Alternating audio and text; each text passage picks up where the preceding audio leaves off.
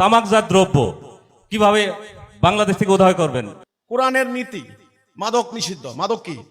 বাংলাদেশ সরকারের narcotics department আছে, মাদক দ্রব্য নিয়ন্ত্রণ অধিদপ্তর আছে।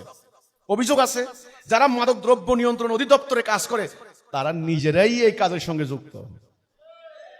আপনি দেখেন, খালি তামাক তো কেবল মাদক নয়, আধুনিক কত মাদকের নাম, যেমন ইয়াবা, লোকাল ভাষা বলে বাবা, ইয়াবা, হ্যাঁ, হেরোইন, মারিজুয়ানা, কোকেন, আরো কত কিছু। আরো ঢাকা শহরে আপনি বনানীর গুলশানের অভিজাত হোটেলগুলিতে ধরা পড়ে মাঝে মধ্যে এমন এমন নাম, আপনি হতবাক হয়ে যাবেন। বড় লোকের ছেলেরা পেলেরা একটু সামান্য অংশ, একটুকু নাকি লাখ টাকা, লাখ লাখ টাকা, একটুকু সামান্য অংশ, লাখ লাখ টাকা। যাই হোক, এই মাদক নিষিদ্ধ, মানে যেটা খেলে, যেটা রিসিভ করলে, গ্রহণ করলে আপনার জ্ঞান থাকে না, এটা একেবারে নিষিদ্ধ। সোজা কথা, আল্লাহ কোরআনে বলেছেন মাদক হারাম। তাহলে মাদকের উৎপাদন নিষিদ্ধ করা হবে, মাদকের পরিবহন নিষিদ্ধ করা হবে, মাদকের সিন্ডিকেট ব্যবসায়ী তাদেরকে ব্যান করা হবে।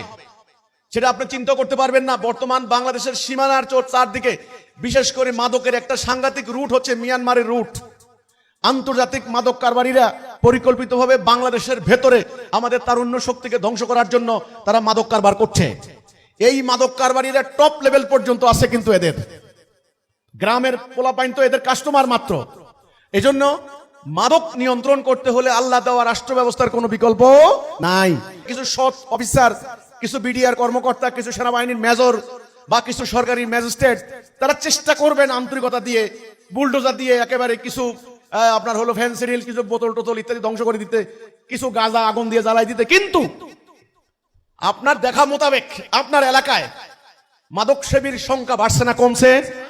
বাড়ছে। কারণ কি?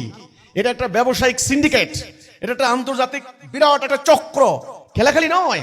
দক্ষিণ আমেরিকার অনেক রাষ্ট্র আছে, রাষ্ট্রীয় পর্যায়ে এটাকে প্রমোট করা হয়। তো কাজেই আমি এই কুষ্টিয়া মেহেরপুর এলাকায় আজ থেকে 30 বছর আগে, 20 বছর আগে যখন আমি যেতাম, 2000 সালে, প্রায় 25 বছর আগের কথা বলছি, রাস্তার দুই পাশে দেখতাম ডাল ক্ষেত, গম ক্ষেত, তারপর হলো আপনার হলো ভুট্টা ক্ষেত, মানুষের জীবন ধারণের প্রয়োজনীয় অত্যাবশ্যকীয় ফসলগুলি। এখন গাড়ি চালায় যাতে দেখা যায় কি সব তামাক, তামাক আর তামাক আর তামাক। আমি বললাম ব্যাপারটা কি? বলছে ওগুলোতে কোনো লাভ নাই, এগুলো খুব লাভ। তো এগুলা হলো টাকা আগে দিয়ে যায়, অগ্রিম দিয়ে যায় তামাক চাষিদেরকে। তা আমি বললাম মানুষকে তামাক খাইয়া বাসে না ডাল চাল গম এগুলা খাইয়া বাসে? এই যে এগুলা হলো একটা মারাত্মক সাংঘাতিক, এগুলো আমাদের জমির উর্বরতা নষ্ট করে দেয়।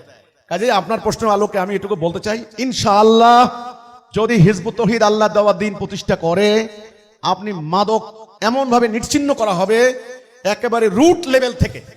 অনর্থক গ্রামের একটা পোলারে ধরে নিয়ে জেলখানায় 5 বছর রেখে দিলাম, ও মাদক খাইছে কেন? কিন্তু মাদকটা তার হাতে কারা আনলো, ওই সিন্ডিকেট আজ পর্যন্ত ধরা ছোঁয়ার বাহিরে। আমরা রুট লেভেলে কাজ করবো ইনশাআল্লাহ।